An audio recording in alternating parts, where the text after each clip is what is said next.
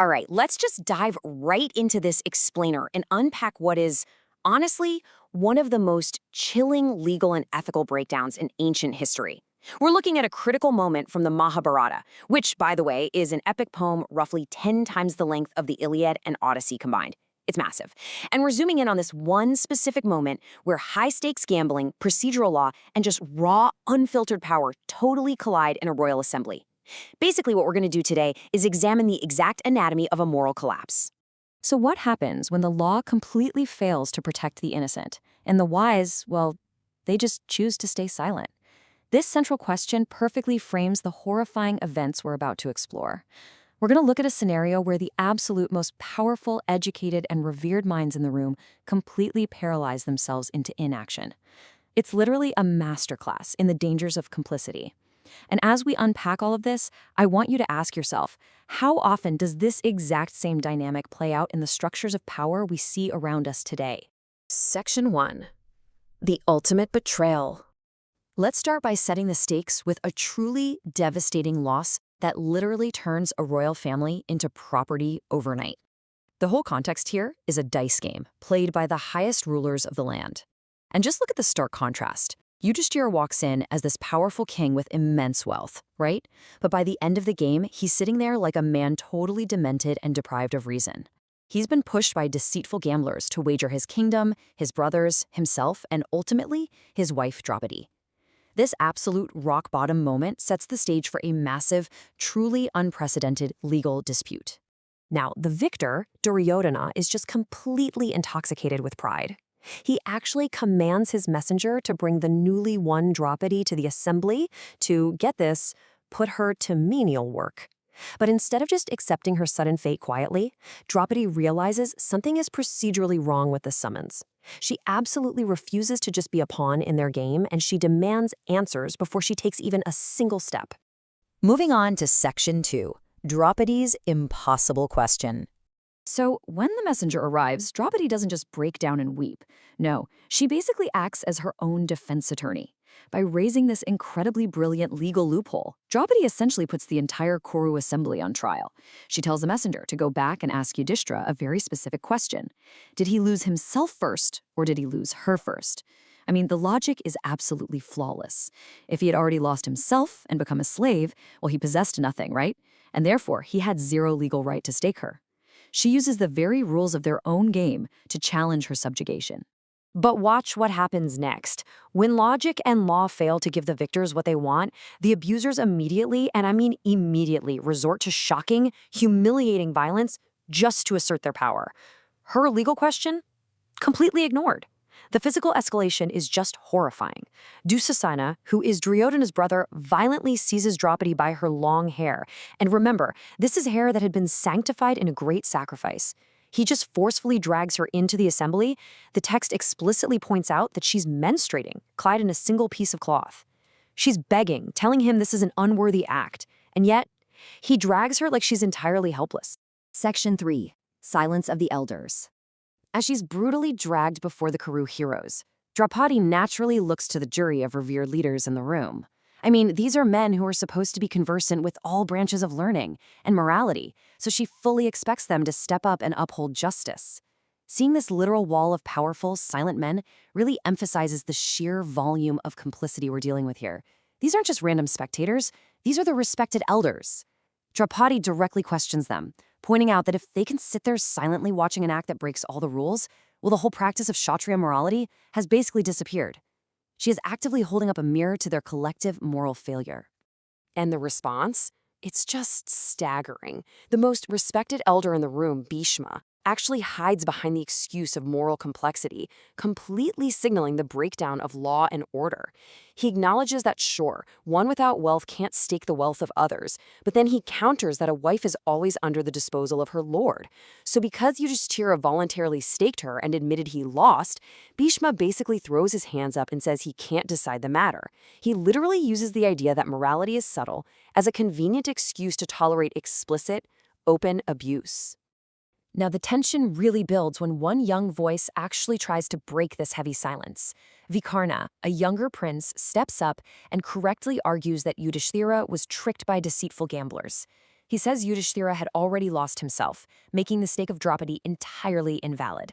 But, and here's the kicker, this single dissenting voice is immediately shouted down by Karna's horrific decree. Karna calls Vikarna a boy who doesn't know anything about morality. He argues that because Draupadi has many husbands, she's unchaste, and therefore, bringing her into the assembly and stripping her isn't improper at all. Then he coldly orders the robes of the Pandavas and Draupadi to be completely taken off. Which brings us to Section 4, the endless robes. With the earthly court having completely, utterly failed her, the climax of this explainer shifts to a massive act of cosmic justice. The men of the assembly have stripped away their own upper garments in defeat, and Dussasana actually begins to forcibly seize Draupadi's attire.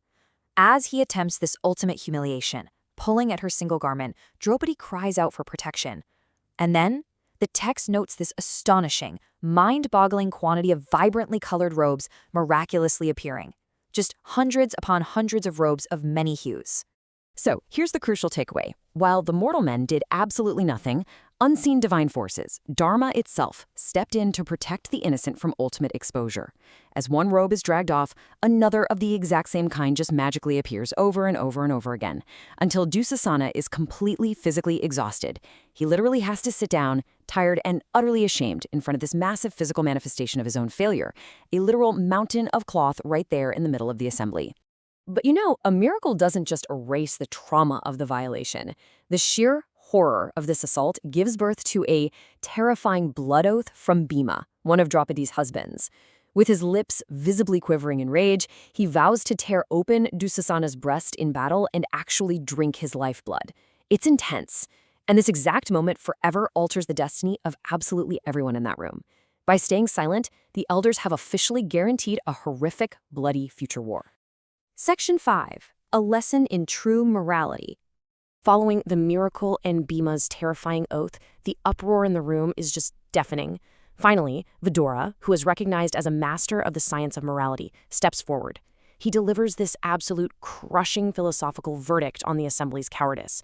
He tells them that an afflicted person approaching an assembly of good men is like someone being consumed by fire, and the assembly's only duty is to quench that fire with truth and morality.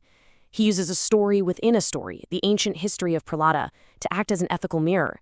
He's proving to them that dodging a question of justice isn't just a political failing, it is a severe, soul-destroying sin. Vidura brilliantly maps out how passive observation mathematically translates into active guilt.